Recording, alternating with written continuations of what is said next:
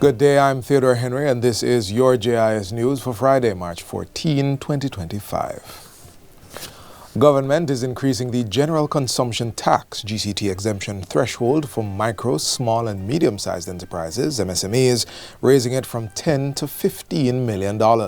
Minister of Finance and the Public Service Favour Williams announced the move during her opening budget presentation on Tuesday. She says the change is aimed at supporting the growth and development of small businesses.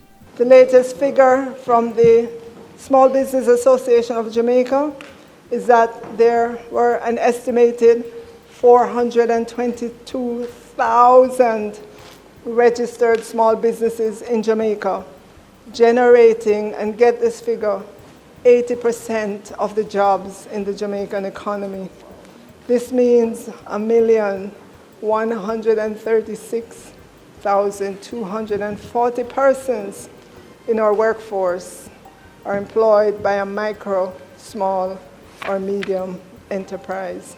$2 billion has also been allocated through the Development Bank of Jamaica (DBJ) to further support MSMEs. $2 billion is in the budget for DBJ to allow them to continue to facilitate sustainable growth of startups and MSMEs, and to continue support women-led initiatives, entrepreneurship training, including digital skills bootcamp. Another sector is also being incentivized with the government's plan to reduce the bond on duties paid by new car dealers from 100% to 20%. The Minister of Finance says this decision is in response to requests from stakeholders in the new car dealership industry. They said that 100% bond on the duties they pay ties up too much of their capital. Madam Speaker, Jamaica imported some 50,786 motor vehicles worth $81 billion in 2022. And if you look at the duties are between 67 to about 88% of the value. And if you assume the lowest duty, you can see that the capital tied up against the duties is significant. We listened to the industry, and now, instead of 100% bond against the duty, we have reduced that to 20%. Minister Williams says this has impact beyond the car dealership industry, as the reduction will not only free up capital to expand existing businesses, but to also invest in other ventures, hire more people, and contribute to overall economic growth. Tax Administration Jamaica (TAJ) will be introducing regular Saturday operations at select tax offices in every parish. The TAJ currently provides weekend services every last Saturday of the month at select locations. Expanding and regularizing this is aimed at improving taxpayer convenience and boosting revenue collection. While we strongly encourage the use of our online access, we recognize that it takes time to transition some people to the online world. And so I asked the Commissioner of Taxes to have a tax office opened in every parish on a Saturday to ease the congestion during the week and make it easier. Help is on the way for onion farmers in Abbey, St. Thomas Western, who struggle to access their properties during heavy rains. Agriculture Minister Floyd Green gave the commitment during a recent tour of the constituency's onion farms.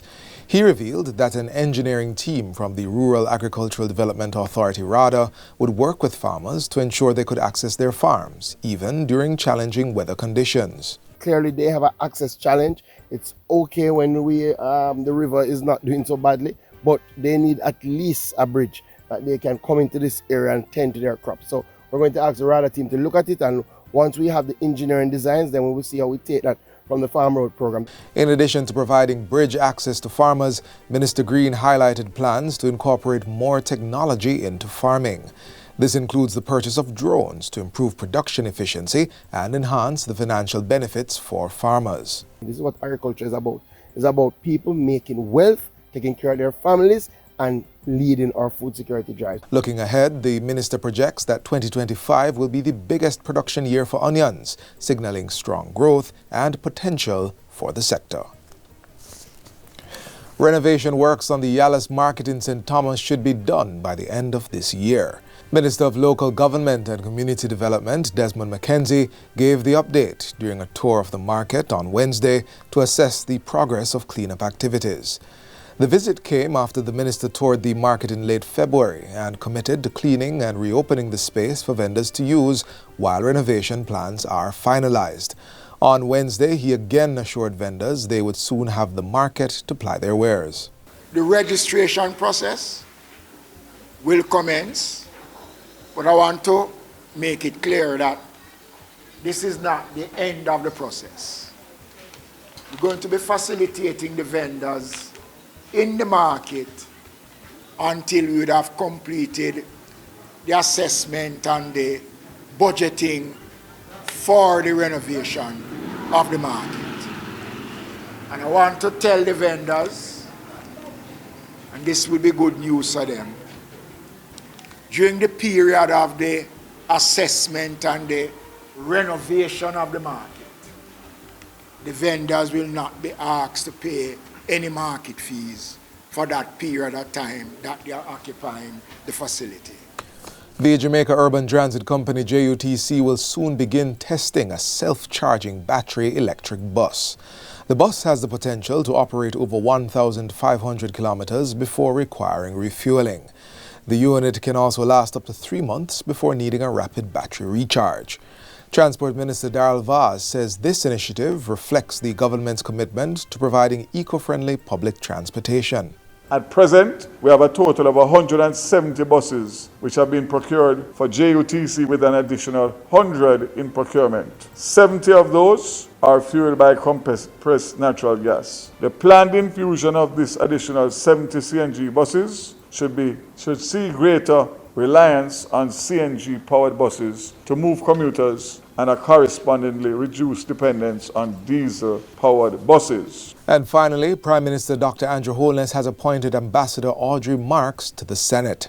Marks, who's Jamaica's former ambassador to the United States and permanent representative to the Organization of American States, OAS, brings a wealth of experience in diplomacy, business, and public service to her new role. She has the distinct honor of being Jamaica's first female ambassador to the USA and the only individual to have served in this role 3 times across 2 different administrations.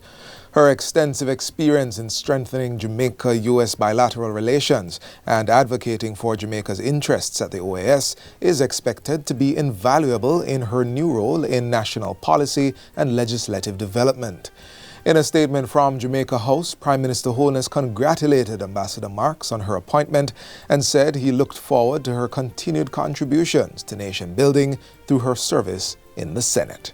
And that's it for JIS News Today. I'm Theodore Henry. Thanks for watching.